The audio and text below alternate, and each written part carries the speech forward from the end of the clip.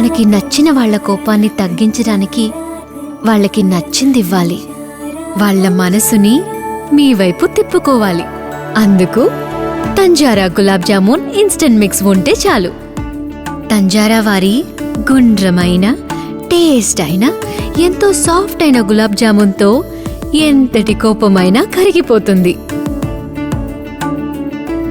నచ్చని వాళ్ళు కూడా మన పక్కకి వచ్చి తీరాలి. నచ్చిన వాళ్ళ కోపం వస్తే నచ్చిందివ్వండి. తంజారా గులాబ్ జామున్ ఇన్స్టెంట్ మిక్స్.